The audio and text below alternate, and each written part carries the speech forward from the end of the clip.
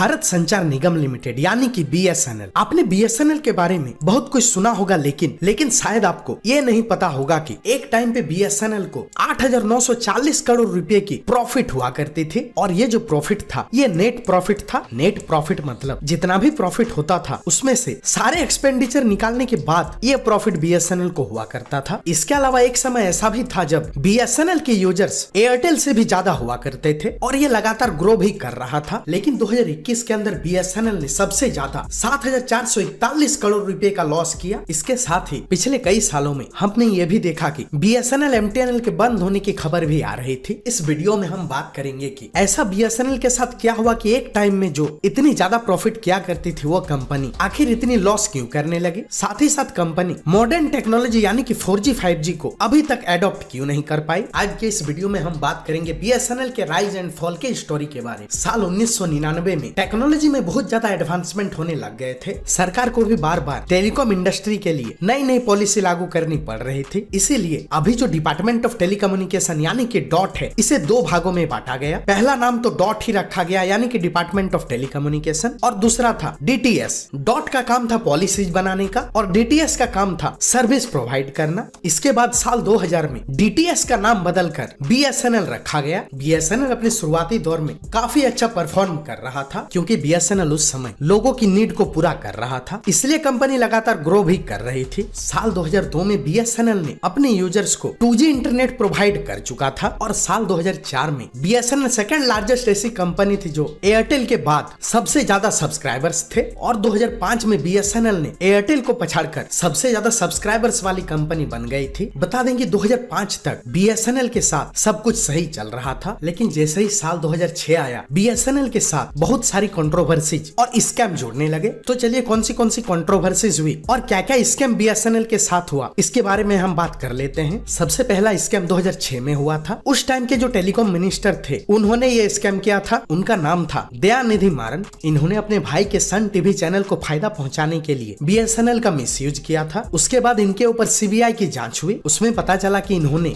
BSNL के 323 telecom connection का miss utilise किया है अपने भाई के सन टीवी चैनल को फायदा पहुंचाने के लिए। इन्होंने कैसे BSNL का मिस यूटिलाइज किया इसके बारे में थोड़ी बात कर लेते हैं। सन टीवी से लगभग 51 लाख कॉल की गई थी 323 कनेक्शन के थ्रू, जिसके वजह से BSNL को लगभग 1500 करोड़ रुपए का लॉस हुआ था। इसके साथ ही BSNL की इमेज मार्केट में डाउन होती जा रही थी। इसे नुकसान की भरपाई करने के लिए और साथ ही साथ में अपने इमेज को क्लीन करने के लिए BSNL ने WiMAX टेक्नोलॉजी को अडॉप्ट करना चाह रहे थे ताकि ब्रॉडबैंड कनेक्शन के जरिए BSNL अपने सब्सक्राइबर्स को और भी बेहतर सर्विस दे सके। लेकिन दयानिधि मारन का ये केस होने के बाद में गवर्नमेंट का इन्वॉल्वमेंट BSNL में काफी ज्यादा होने लगा। ये इन्वॉल्वमेंट काफी ज्यादा बढ़ रहा था। इसके साथ ही दूसरी टेलीकॉम कंपनियां WiMAX टेक्नोलॉजी को अडॉप्ट कर रही थी। दूसरी कंपनियां BSNL से आगे निकल गई और BSNL काफी पीछे छूट गया। BSNL लगातार पिछड़ते गया। BSNL के साथ दूसरा स्कैम 2010 में हुआ था। इस स्कैम का नाम था 2G घोटाला। 2G घोटाले के बारे में तो आपने जरूर सुना होगा। इस 2G घोटाले से BSNL कंपनी को बहुत ज्यादा नुकसान हुआ था। अब एग्जैक्टली हुआ क्या था ये हम आपको बताते हैं। 2007 में दयानिधि मारन को टेलीकॉम मिनिस्टर के पद से हटाने के बाद में ए राजा टेलीकॉम मिनिस्टर बन गए। टेलीकॉम मिनिस्टर ए राजा ने 2007 में 2G स्पेक्ट्रम को अलग अलग कंपनियों को एलोकेट करना था और एलोकेशन के लिए उनको नीलामी रखनी थी। तो जिस भी कंपनी को 2G स्पेक्ट्रम खरीदना था उनको नीलामी में भाग लेना था और बिडिंग करने के बाद में उनको 2G स्पेक्ट्रम एलोकेट हो जाती और बिडिंग के बाद में कंपनियों को रिक्वायर्ड 2G स्पेक्ट्रम एलोकेट कर दी जाती। लेकिन टेलीकॉम मिनिस्टर ए राजा ने first come and first serve के बेसिस पर 2G स्पेक्ट्रम एलोकेट करना शुरू कर दिया, यानी कि इनको जो कंपनी सबसे सही लगी उनको 2G स्पेक्ट्रम एलोकेट कर दिया, जो सही नहीं लगी उनको 2G स्पेक्ट्रम नहीं दिया। इसके अलावा इन्होंने साल 2010 के रेट पर नहीं बल्कि 2001 में जो रेट डिसाइड किए गए थे उसके बेसिस पर 2G स्पेक्ट्रम एलोकेट कर दिया। टेलीकॉम मिनिस्टर ए राजा के ऊपर यह भी आरोप लगा कि उन्होंने नियमों का उल्लंघन तो किया ही है, साथ ही साथ 2G स्पेक्ट्रम को सेल करने के लिए षड्यंत्र भी रचा। इससे नुकसान क्या हुआ, अगर टेलीकॉम मिनिस्टर ए राजा नीलामी के तहत 2G स्पेक्ट्रम को बेचते तो 176,000 करोड़ रुपए में बिकती, लेकिन उससे कम प्राइस में बेच दिया गया। इसके वजह से BSNL को भारी नुकसान हुआ। इसके बाद टेलीकॉम मिनिस्टर ए राजा को 15 महीने की जेल हुई। बाद में इनको जमानत भी मिल गई थी। इसके बाद BSNL कंपनी इतना बड़ा नुकसान झेल नहीं पाई। इसके बाद BSNL के शेयर लगातार मार्केट में गिरने लगे। इसके बाद लगभग 5 से 6% की गिरावट देखने को मिली। इसके बाद BSNL का लॉस रुकने का नाम ही नहीं ले रही थी। 2016 और 2017 में BSNL को 4,785 करोड़ रुपए का लॉस हुआ। 2018-19 में BSNL को 14,904 करोड़ रुपए का लॉस हुआ और 2019 और 2020 के अंदर BSNL को 15,499 करोड़ रुपए का लॉस हुआ। इसके बाद BSNL का शेयर मार्केट में और भी गिरता गया और कंपनी के बंद होने की खबरें भी आने लगी। उस समय BSNL की हालत ऐसी हो चुकी थी कि वो अपने कर्मचारियों को सैलरी भी नहीं दे पा रहा था। कुछ संक्षेप में बताए तो BSNL के फेलियर के पीछे 4 कारण थे। सबसे पहला कारण था कंपनी फ्यूचर को नहीं देख पाई।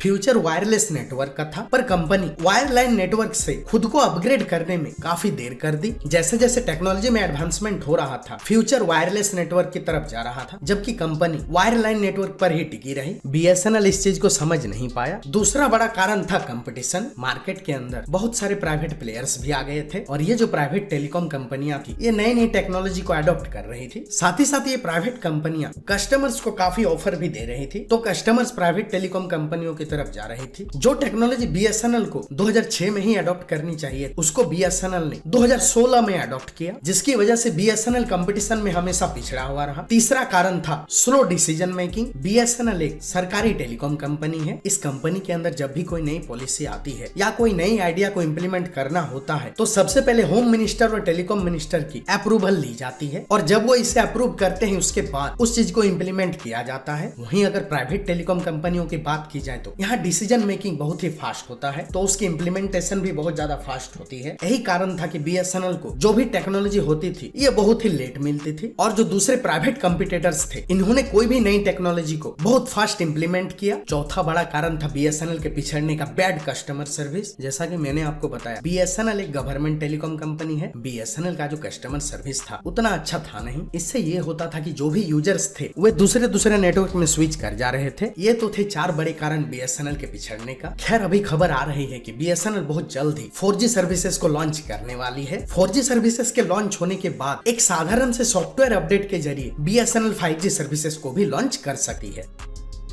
वीडियो पसंद आया तो हमें लाइक, कमेंट, शेयर और सब्सक्राइब जरूर करें।